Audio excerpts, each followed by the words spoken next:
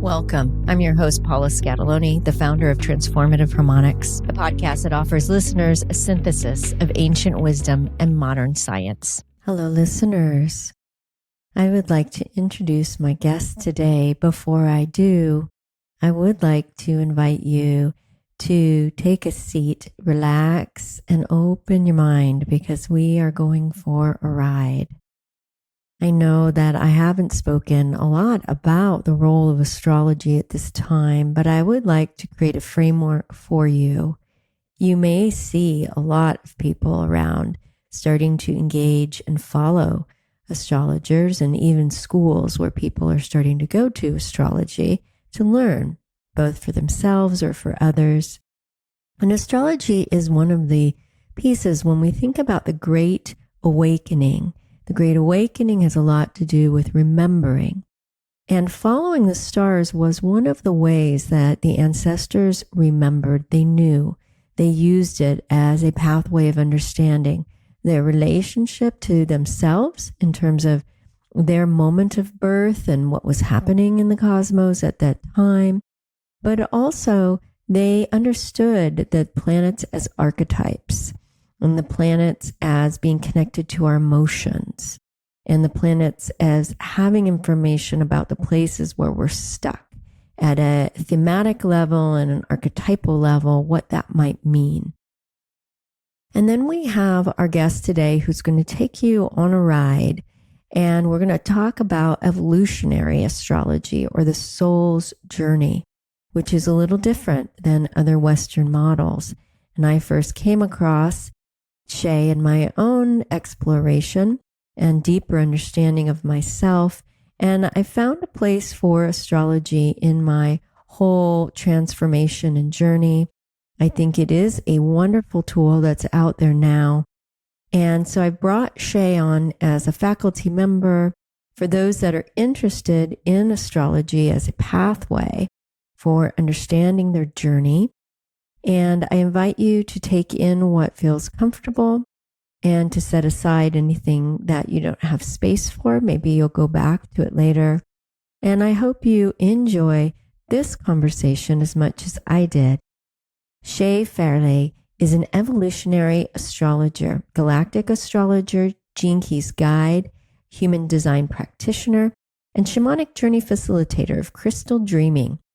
She's a multidimensional healing mentor who's worked in the esoteric arts since 2012, drawing on evolutionary astrology, past life regression, energy healing, and crystal dreaming, along with her yogic practices.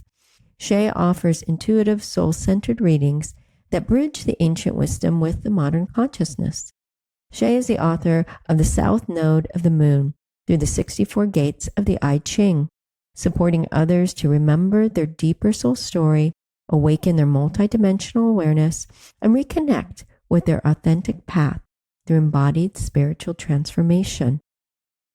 Ultimately, all the presenters that I bring to this program are here to support you in understanding yourself, returning to wholeness, and coming back to your signature frequency. So I hope you enjoy this episode with Shae Fairleigh. Welcome to another episode of Transformative Harmonics.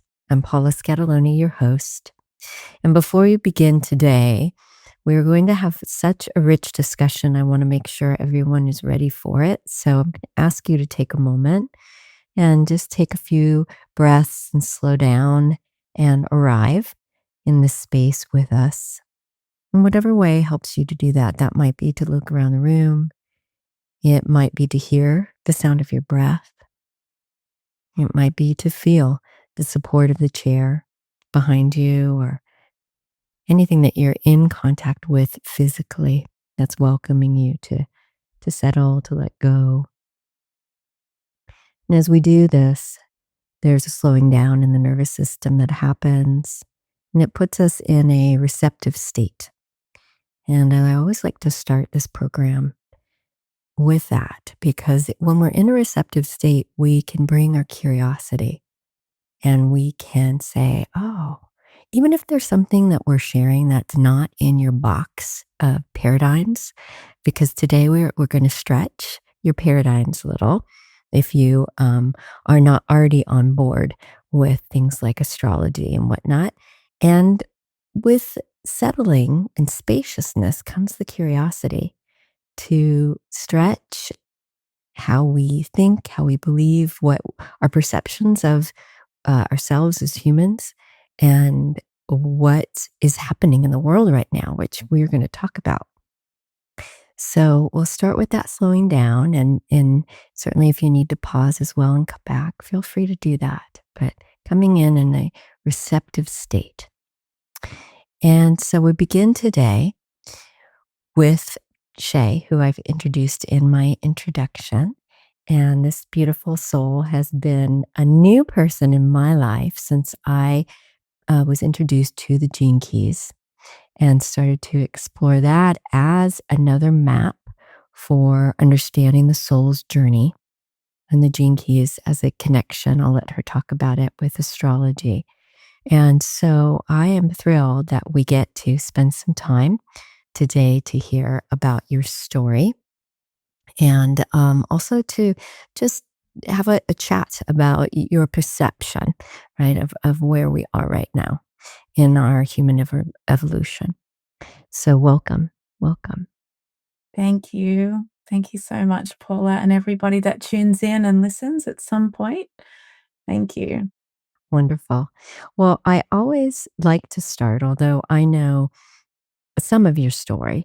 You do have an interesting path that you've taken from being a teacher, primary teacher in Australia, and now an astrologer, and just finished a book. So maybe we can start there to get to know you and hear a little about your story. Thank you. Yes. So I, in this lifetime, was already I came in with my guides as what mum and dad thought was my imaginary friend. My main imaginary friend, Skeeter, was Skeeter. But this is my guides that I learnt, I found out later. And so I was really connected in that way as a child. But my father, who was the teacher at the primary school that I would end up going to, and quite a powerful, sort of strict, influential teacher. So when I was 5 and just about to start kindergarten, he had the talk with me and said, "Shae, Skeeter, you can't talk about Skeeter at school because it'll be embarrassing to you and it'll be embarrassing to me." And so from that moment, as I remember, Skeeter just stopped, because later when my mum was reflecting on that, she was like, "Whatever happened to Skeeter?" Because you were so with Skeeter that everything that I ever did for you as a mother, like cook dinner, you made me do that for Skeeter, like put you in a car, you made Skeeter go in, like it was like live and breathe Skeeter. And I said, "Oh, Dad gave me the talk when I was starting kindergarten that that's not going to be normal." And so I realized that I'd already started off in that way early on. And then I just went through school and everything the same as everybody else, just conditioned and in society's norms of what they were here. And then I went off onto the path of teaching as well, like Dad. I saw that there was great things about him as a teacher. People loved him. And so I was like, I'll go off on that path. I did my internship for teaching in 2003 in Thailand, and in an international school there, but already they were like a demonstration school, sorry. It was still Thai children. And already there, they were meditating every morning. All the kids in the whole school from kindergarten the whole way through would be meditating every morning for up to an hour. And at that point, I could not sit still at all. And then I came back and tried to start teaching in the schools here in Australia, and I just couldn't. All of a sudden, everything didn't make sense, that we would not have this time for meditation and this stillness, and we were still pushing this left brain way. And so I stayed casual teaching for a while until I was pregnant with my eldest, which was in 2008. And then I left. I couldn't do that anymore. And so from then on, I was having children. But alongside of having my children, I was also starting to really dive deep into all the esoteric realm. And so I was a yoga teacher, and then I met in 2012 my brother and my sister-in-law went and met these teachers in Thailand, and I had already been obsessed with astrology as a teenager. So even though I sort of blocked out a lot of that world, I was so obsessed with astrology and everyone knew it.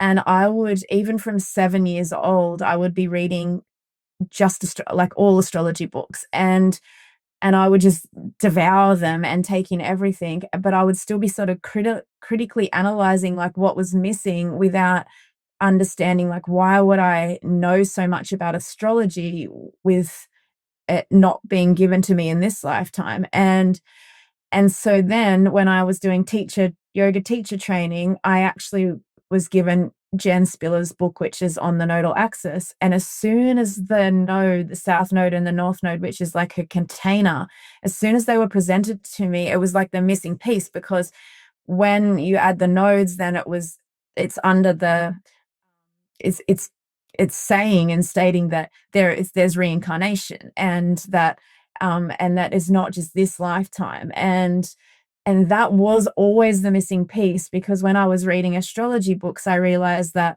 most of the astrology books that I was given here in Australia were all Western astrology that's just looking at the sun, moon, and the aspects in this lifetime, with the character traits and the personality, but they weren't bringing in the idea that this lifetime is just one chapter, and they weren't bringing in the idea of reincarnation. And that was so missing for me that as soon as I got this book, I was like, oh my gosh, of course, we don't just have this one lifetime. We are so multidimensional, and we're eternal. And that just opened up straight away. And so when my brother and sister-in-law were in Thailand and had connected with Beatrice and Pancho, who run this small alternate school over there, they're like, Shae, you need to come and meet Beatrice, and she's an incredible astrologer, and you two will really connect. And so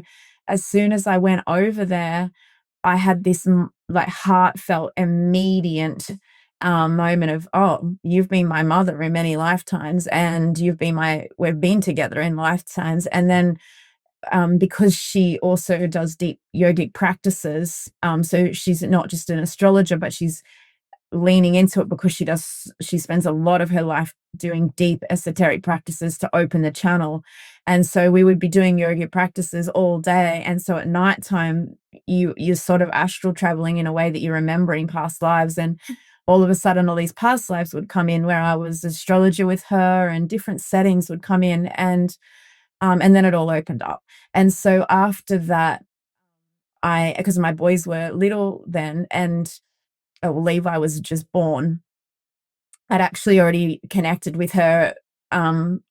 We had been sharing readings. She'd been sharing readings with me before I even had my youngest. But then I took him over with me. He was 3 months old the first time I went in and to visit her.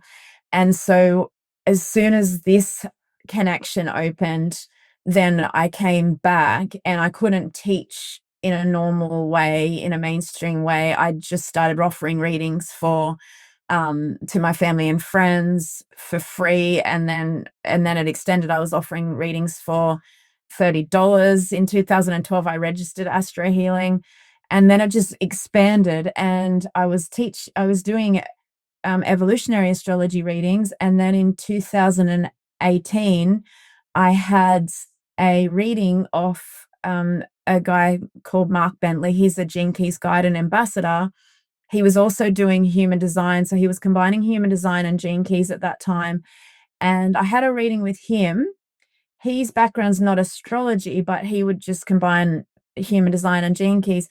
And as soon as I had the reading with him, I was like, oh my God, this is even another piece. And so then I started devouring the Gene Keys, and I did every possible Gene Keys course that was available and teaching that was available. And then I started expanding on my readings, and they were evolutionary astrology, human design, and Gene Keys all together. And and then that kept expanding. I also in 2020 did past life regression training, which was another big story because my guide Skeeter came back in. And even though the guy that created that modality, crystal dreaming, which is a very deep shamanic modality, he has a fascinating story. He's in his 70s now, Ray Richards, but he was channeled this whole modality in his 30s. So he's been doing it for 40 years. And same with Beatrice and Pancho. There have been 40 years of holding this alternate school in Thailand, in Nong Khai. And so I was coming into meeting teachers that have been doing it for a really long time, ahead of their time, really, considering most of us were still more in the norm, whatever the norm is. And these people have been going ahead of their time and running like some of these deep practices. And so but because Rayam's incredible, but not an astrologer, when Skeeter came in and my guides, they were saying, you will do it the way he's done it, but you will actually be using the astrology blueprint because it is the map. So they're going, go and train, because at this point I was just having a session with him. I wasn't considering that I was going to go and be a practitioner, but my guides were like, no, you have to do this training. This is another layer, and you will be bringing in the map, and it will open up the map even more for you than it already has, because it will show you that this is the map of, it can tell the story of the soul's evolution. And so then I did that training, and I would be gathering notes at the beginning, because crystal dreaming with the level 1 is where you're not influencing the journey at all, and you're allowing people to come in person. That one's in person, and they are journeying for themselves, and they're going back to wherever they need to go to journey back to where there's unresolved contracts, vows, or restrictions and blockages. But you don't influence. So even though I would have their astrology map, at this point I was never interfering with the client. I was just letting them journey, and then I was just watching what they were journeying on, connecting it to their map, but not saying anything to influence their journey. And then I ended up going back and doing the advanced training with him, which is where you can journey for the person. And then this can be actually done online on Zoom, because they're lying in the comfort of their own home. I've got a crystal grid set up at my home, and then they're still journeying also, but I can step in for them at points. And so at this point I was like, okay, this is where they have their map, and I'm actually helping to journey for them. And I was working with Lara, my beautiful friend Lara, who I've been working with for 4 years, and she's incredible. And so we were both doing these sessions together where, I would, my channel's very visual and hers is more felt sense. And so I would get a visual and I would channel what was going on for the person, and then Lara will come in and do a lot of the clearings for them. And so that expanded, and that was another thing.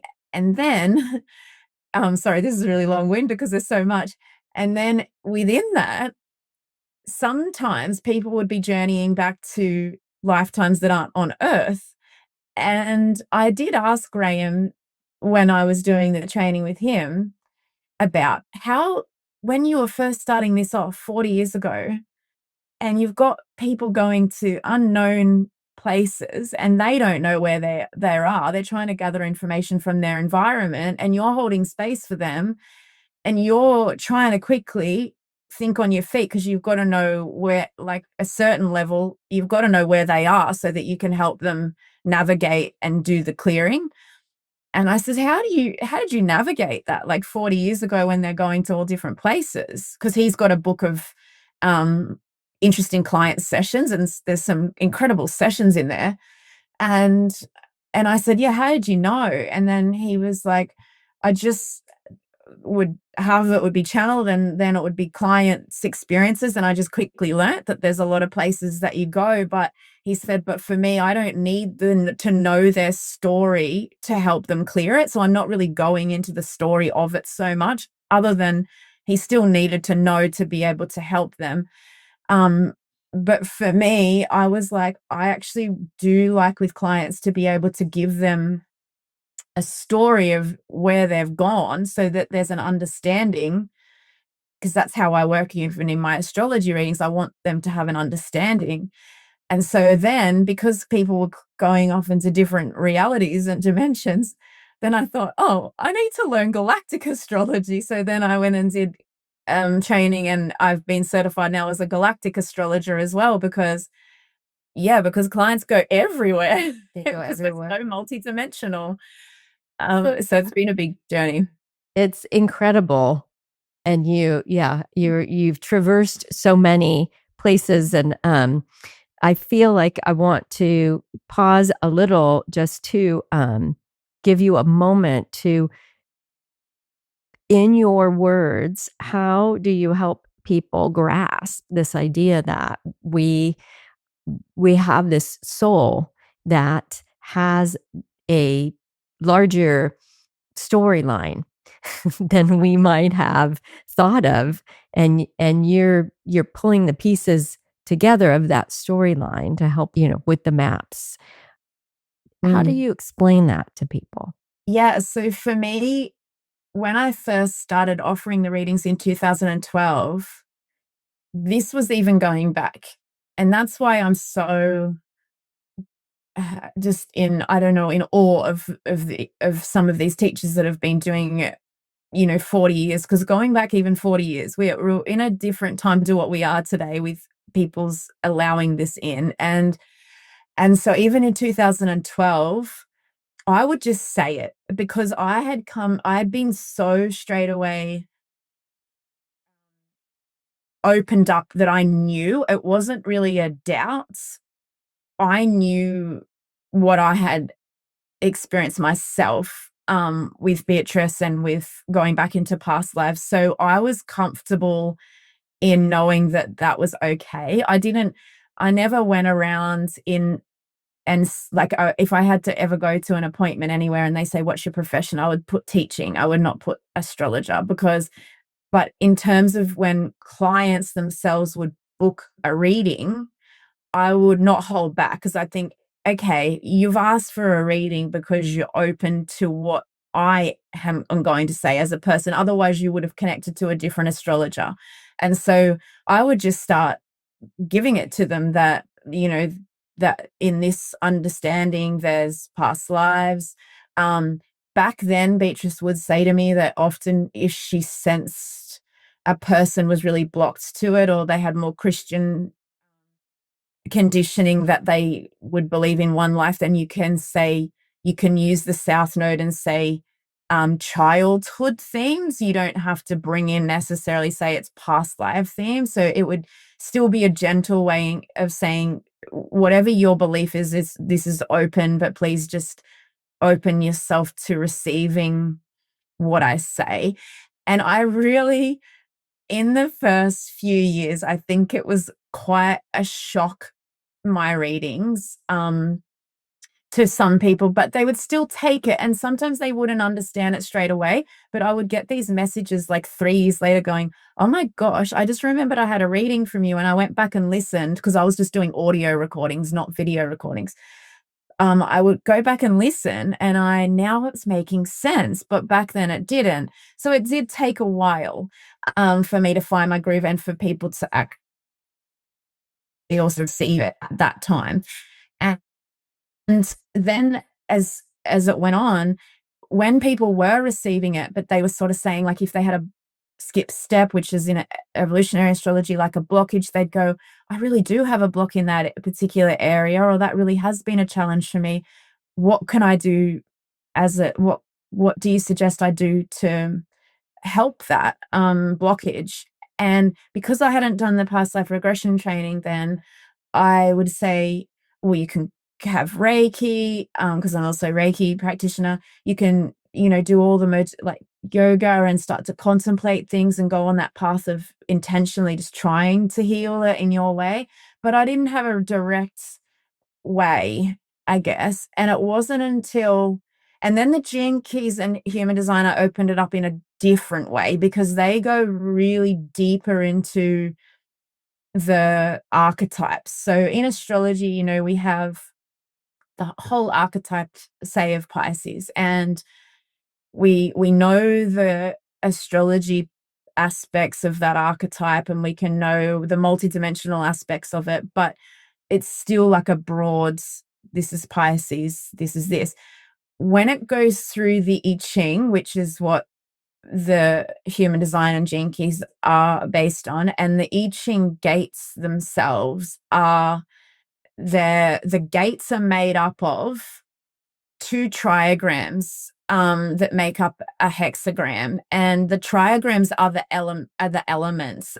They're the elements that we use, the inclusive elements in Chinese or Taoist practices. So where we include wind, thunder, lake. So it's not just earth, air, fire, water, but all the elements. And so they're made up of that, and they're specific. So when we go through an archetype of Pisces, instead of just Pisces, we go in and look at, okay, there's 6 different hexagrams that are Pisces hexagrams, and they're all actually different because the elementals might be thunder over lake or thunder over thunder, or and they're really specific energies. And so that opened up a whole nother layer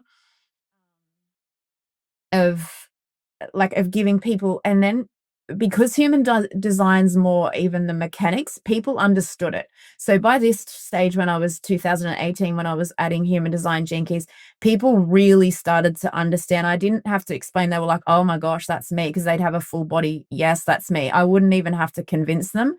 And then as time went on and the past life regressions, that even is a different experience. I don't have to explain a thing. They actually go into a past life journey and they're crying and they're shaking and they're like, oh my God, I feel like I'm in an ocean and like I'm frozen. That's that weird. And they would be thinking, why is this happening to me? And I go, it's okay. You're so multidimensional that you travel. You don't stay in your body. Your soul spirit, it goes to wherever we're intentionally sending it to get the information. And so you're experiencing yourself in the ocean right now. I know that like it breaks apart a lot of our conditioning, but that's what you're doing. And sometimes they'd be like completely shaking and shivering, and it was a hot room and they were completely shaking. And then other times they would be completely like bawling their eyes out with emotion before they could even speak words. And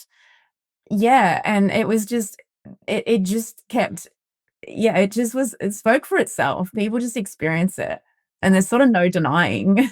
Yeah, you need to experience it for it to be real and digestible sometimes. So I'm hearing you talk about these experiences that would indicate that there's these blocks, these healings, and is it always emotional?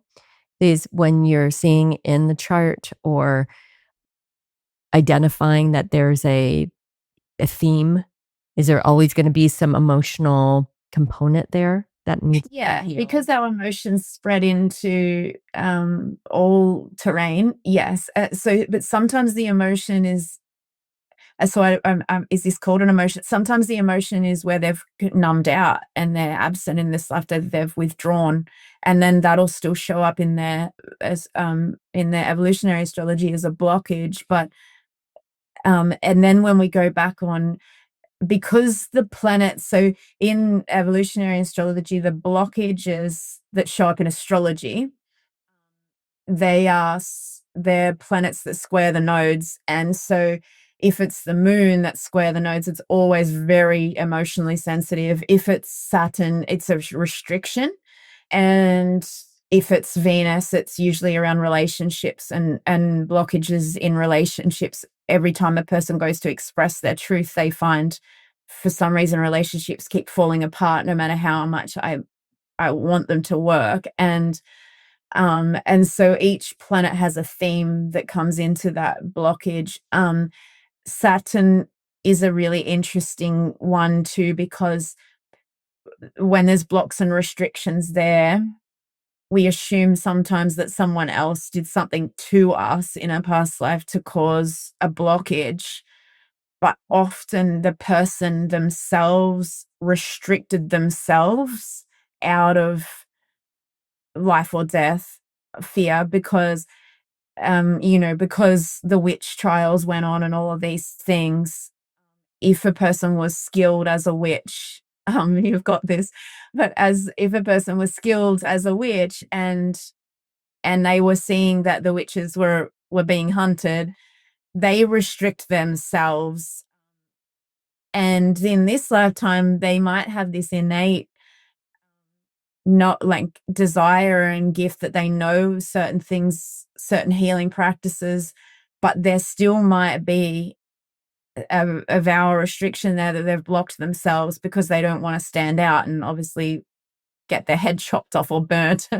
And so so often the restrictions has been the person themselves doing it to themselves to keep themselves safe. So the offering and what you bring is so helpful right now when we think about people coming and saying, I have this thing that I've been dealing with my whole life, and why I cannot solve it. I cannot get over it. I cannot move past it.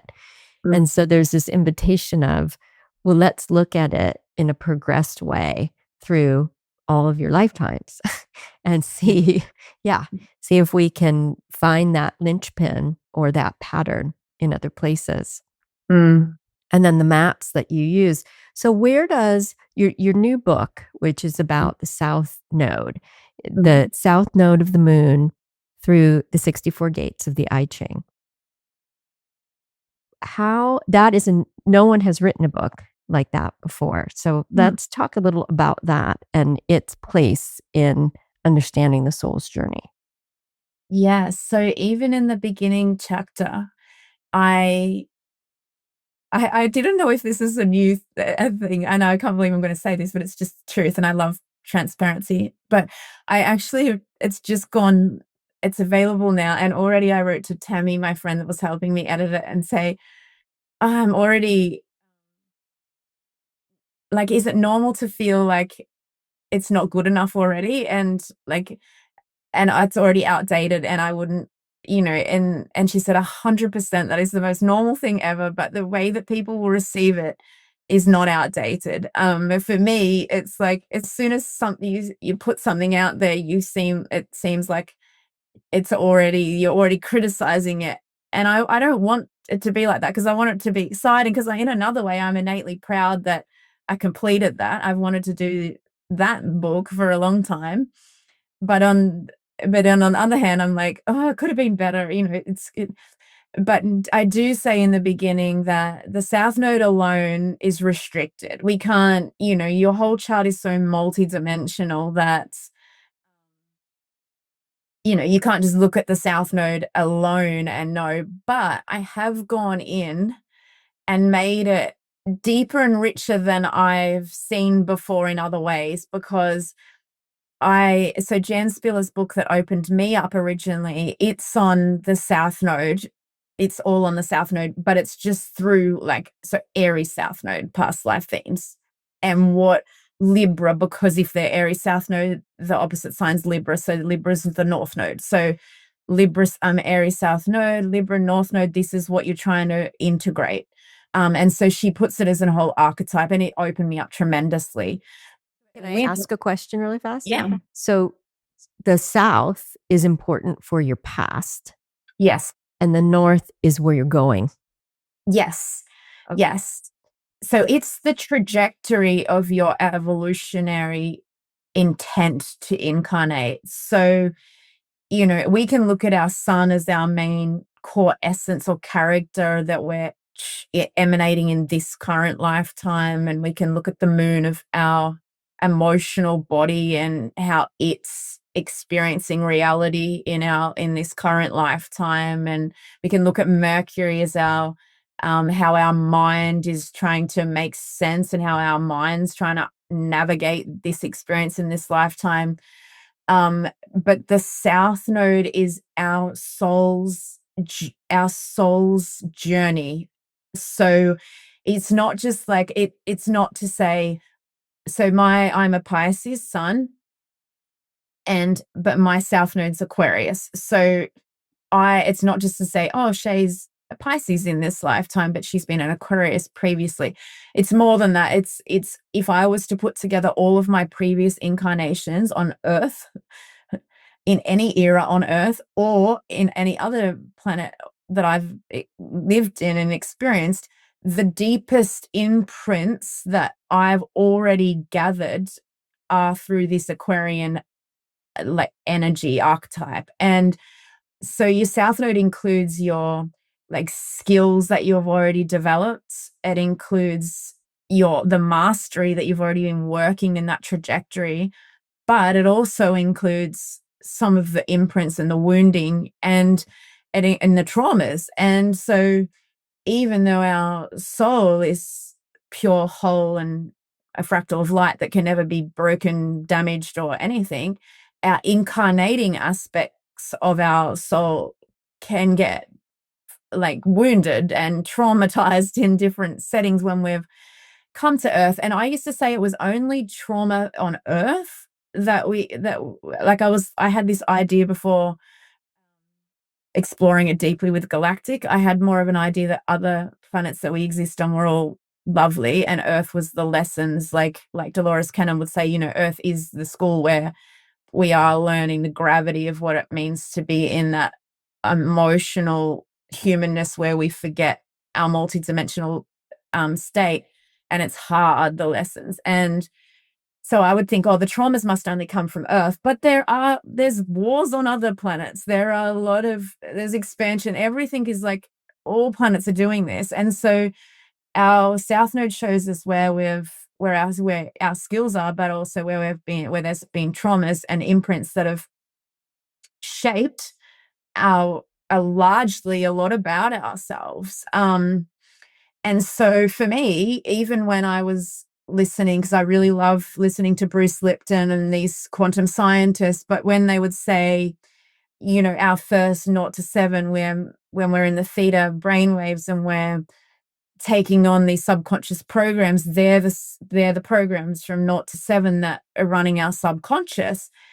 And for me, I was like, yeah, but our South Node's even more. So in an example of that, me and my two brothers have different South Nodes and different gates, of course, and they're picking up the same, like similar conditioning from my parents that's happening in those first 7 years, similar things that they're picking up and that they're listening to for the programs, but it's sort of running through the lens of whatever our own South Node is, which goes beyond this lifetime of 7 years. It filters through what we've already gathered and we've already experienced. And then it gives it a different flavor again. And so, yeah, the South Node really is the main for me. It's actually shows you even more than 0 to 7 years. It shows you what programs you came in with that were already there running in the background.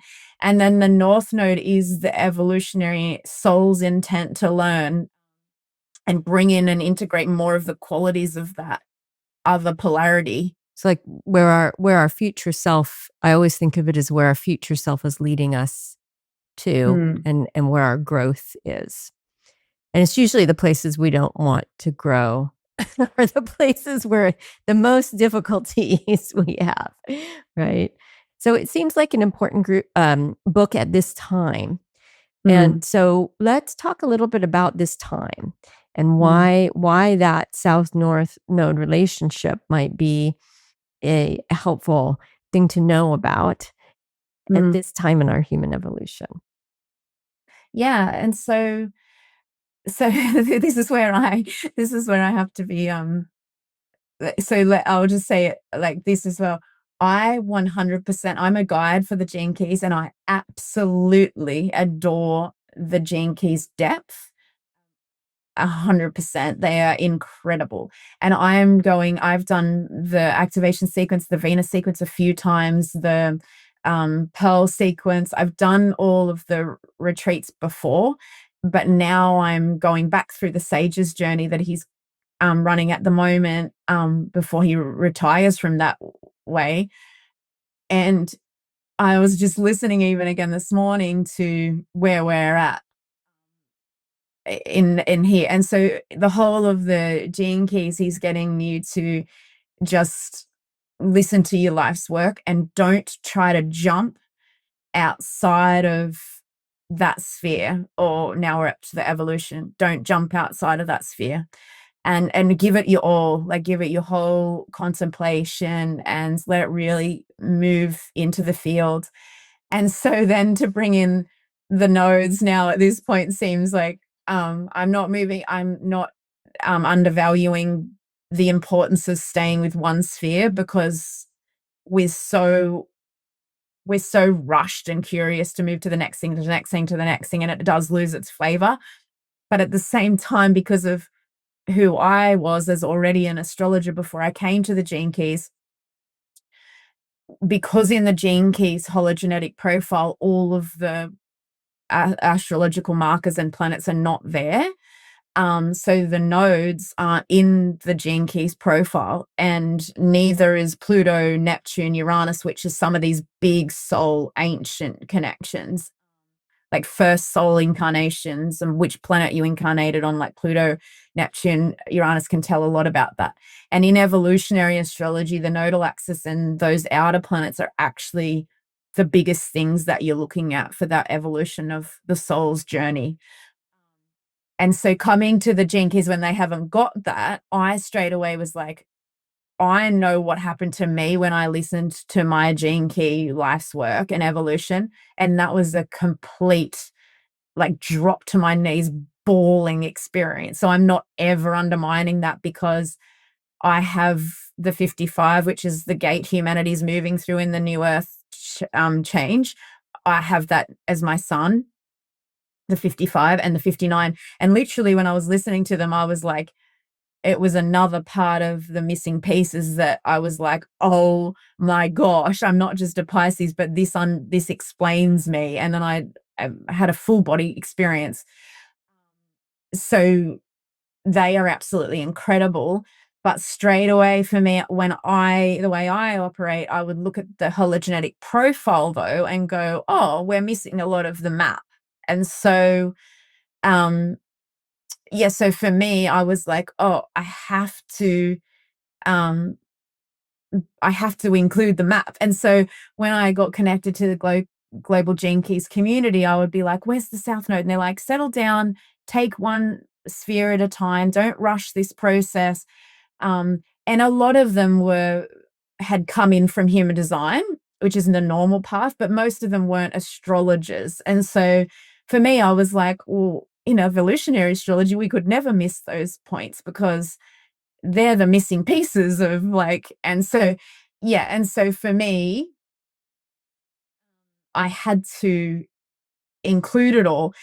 And so coming back to the question of how the South and North Node helps at this point in evolution, for me, I would agree with what Richard's doing in the Sage's journey, where you take it slow, because as soon as we're in the fire horse on the 17th, because it's going to go faster than ever, and it's already, karma is speeding up like massively.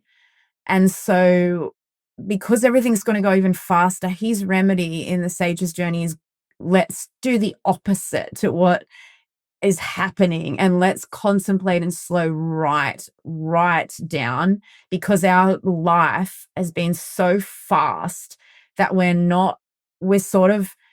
won't get to evolve to our higher potential without the deep time and reflection and unraveling the conditioning that tells us we've got to achieve and move forward in a material era, because that era is over, and we're in the spiritual time now of understanding, where that needs reflection and slowing down.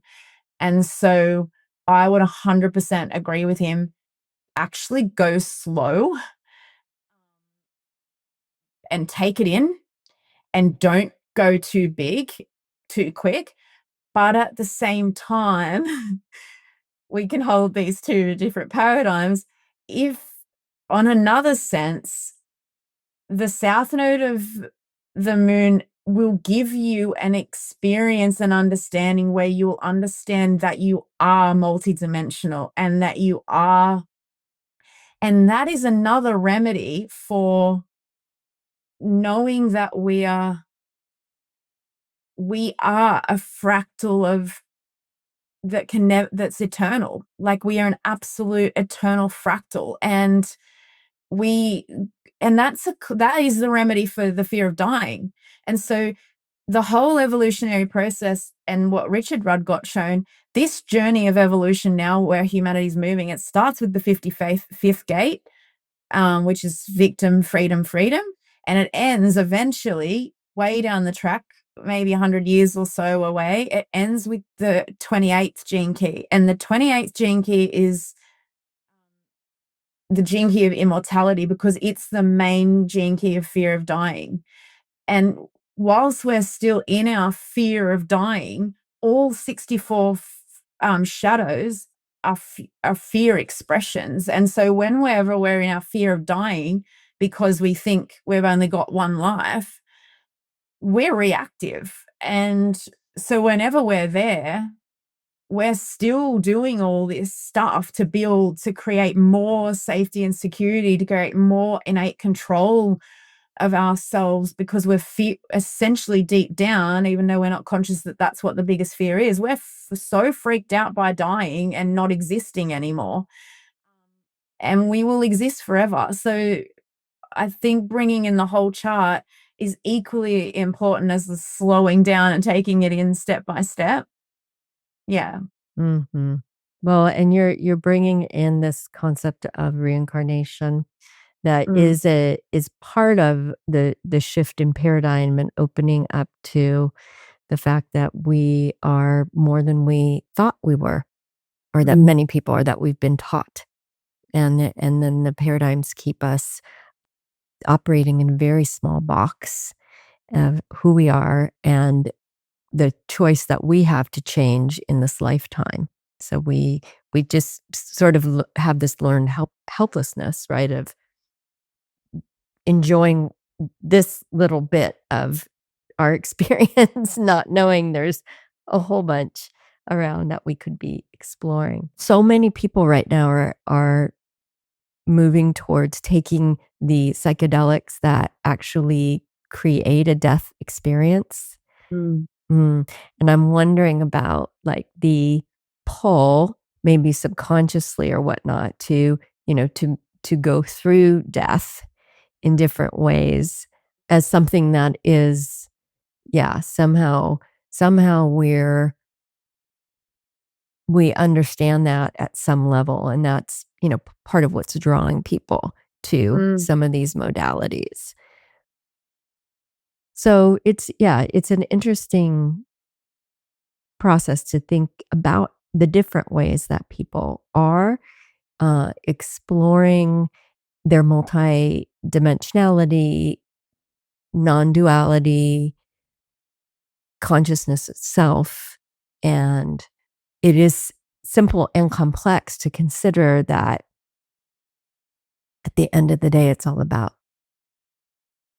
death and, assuming that, one, that we are separate, and two, that we are finite. Yes. So if we understand that we are not separate, that we are one giant nervous system, one giant consciousness, right?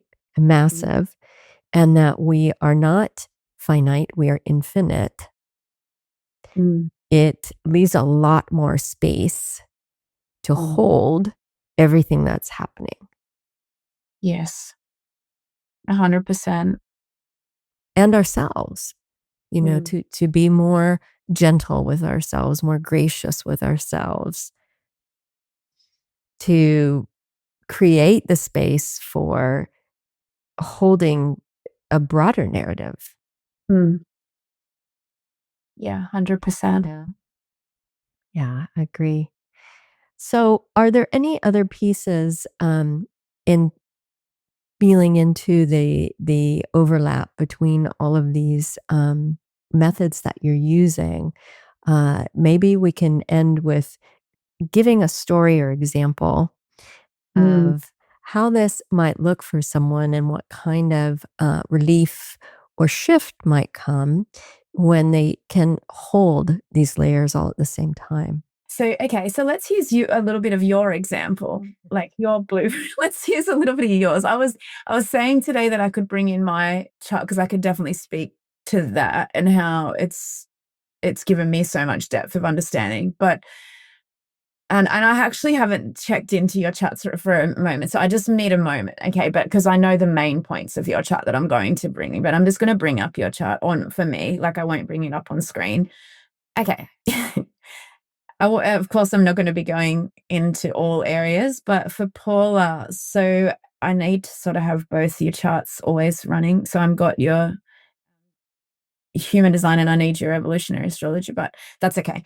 Okay, so for Paula, so because your south node is Virgo and you're also Virgo in this incarnation, like your sun, and also your Pluto's there. So Paula comes from this interesting 1969 example of witches. So in evolutionary astrology, Pluto tells a really deep, deep unconscious power of what this soul innately has experienced. So Jeffrey Greenwolf, he's past as well, but he's an incredible evolutionary astrologer. He's the creator of evolutionary astrology largely, and his mind was just like a wizard and absolutely incredible channel. And so he will even largely say that when we're looking at the deepest imprints of the soul, we'll be looking at Pluto, Neptune, Uranus, and the nodal axis, the south node. This is going to tell a large part about the soul. And so for the 1969, and this is a lot of people will experience it in because of how many incarnations they've had here, the different settings and everything. But for some of the ancient souls, 1969, you guys have had a lot of lifetimes in this theme of the witch, or what we would say is the witch. So, and of course, witch meaning wise person. So, and of course, when we incarnated on Earth, the witch can be all different facets of that, like a herbalist, a midwife, a psychic seer, like all the things, and so largely for you guys having this like really ancient Pluto connection, and also south node means you've had a lot of your innate gifts, and Pluto is another one where it shows where the power has been abused, and not just abused, sorry, the power has been so there's power loss. There's also like, so there's when you have south node and Pluto together, it can show where there's been really big wounding around this, and as well as really deep ancient innate gifts. And so here we've got Pluto and the south node in Virgo, which is the witch theme. But of course, and now because you're come in again in this lifetime as Virgo, and your sun's on a different gene key or a different gate to what your Pluto and your south node are. But you've come in and you've chose to come in again as a Virgo because we have all decided to be here now for this chapter of evolution, which is one of the biggest chapters ever of humanity's evolution. And we come based on all of the things we're trying to agree to heal for our personal karma, and then also to break the cycles of intergenerational trauma and karma, and also then to serve the collective as we go through the biggest growth of humanity's evolution ever, really. And so to come back in Virgo, for your example, when you've already been a witch in many lifetimes previously, and then the witch has either led to execution, but it's also led to the most deepest way you could serve humanity, because Virgo really cares about being of service. They really feel, what is the point in being here on earth if I can't serve?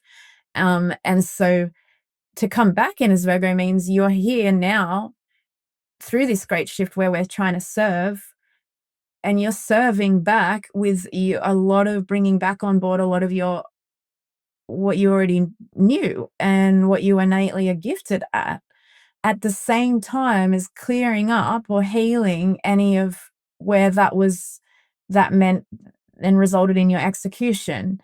And then in your example, your North Node, here we bring in the North Node. So, and this is where it can help, I guess, because your actual gene key is 64, and it pairs with the 63. So they're like programming partners, and they're like the fear of doubt and the fear of confusion going to truth and illumination.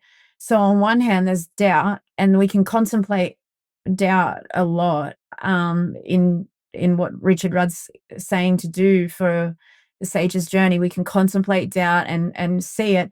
But another piece of the puzzle that's really helping you there, which isn't included in the gene keys, is going, okay, Paula's been a witch before, and now she's come back to serve.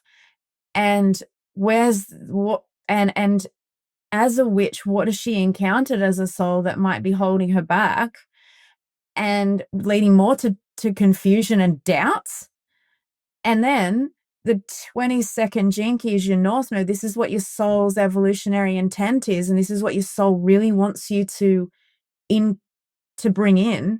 And the 22nd gene key is the involution that's happening here, where as we evolve and purify our karma as a collective and burn through this karma and heal and heal and heal and heal, what's happening then is the divine realm and our spirit guides and our angelic realms, for the first time ever, they're like, oh, humanity is ready to receive our commune. Like, they're ready to commune with us. Whereas whilst they've been in the ignorant times and the forgetting, they've not at all even been ever even remotely interested in talking to us. They've been focusing on building wealth and building more and building more and being more successful in the material realm and competing more with each other. And they totally abandoned us. And now all of a sudden they're like, they need us, and we're ready to, because they're ready to receive us. And so the 22nd gene key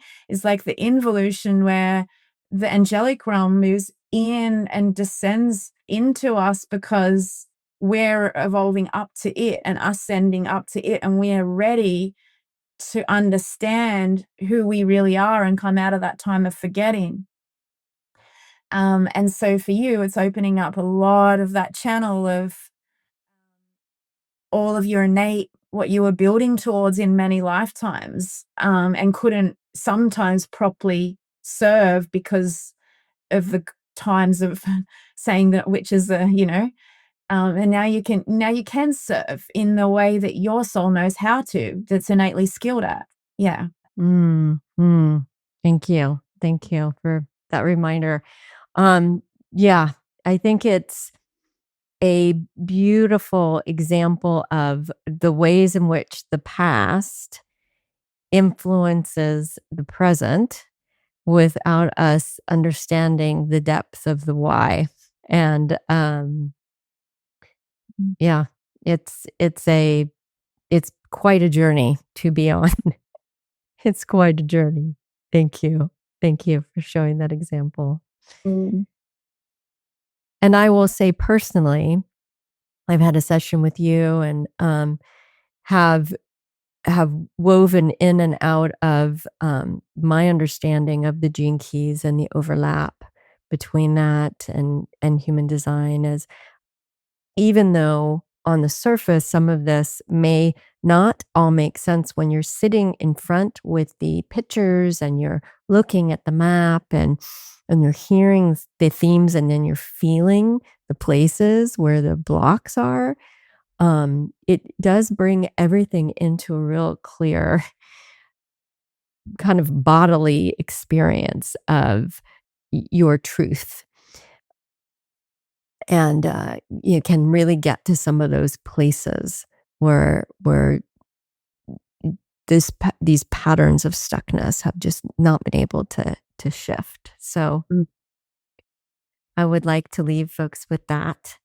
And so we'll remind each other one more time of the name of the book if they'd like to access the book, and then also where to find you if they'd like a session with you to have their gene keys and the human design and their astrology all done at the same time. Yes, thank you. Yes, so the book is called The South Node of the Moon Through the 64 Gates of the I Ching, and it's on Amazon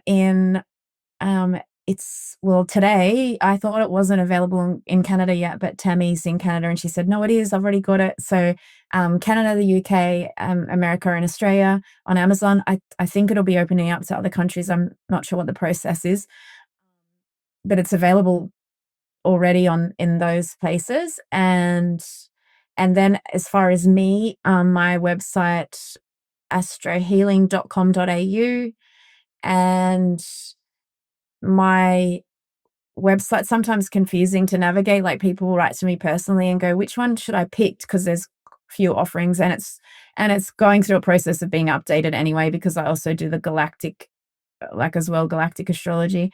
Um, but you can just always reach out to me and get clarification on which one you're choosing. It doesn't actually matter which one you choose, because then you can write to me and go, "Which one?" And I'll just tell you which one, because they're all the same. It's pretty much my readings on my past life regressions are all 200 Australian dollars for 2 hours. And so pretty much everything that I offer is that. So, even though people don't know which to offer, I go, "Well, just choose any, because they're all that." They're all that. Can figure it out when you get there. And they'll figure it out with me later. Wonderful. And I do want to mention that you have agreed to come on board as a faculty. We have a beautiful array of faculty that's building in our academy, and they're coming with all their gifts.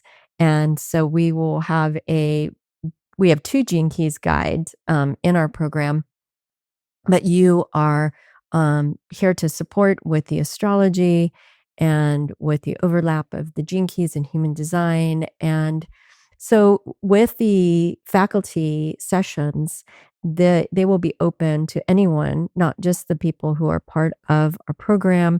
And so you can look on my website, you can buy a ticket to see that faculty in an hour and a half or 2-hour session, usually on a Thursday evening. And so please keep that in mind if you're staying connected to our community, that you can meet and engage with Shae in our faculty program.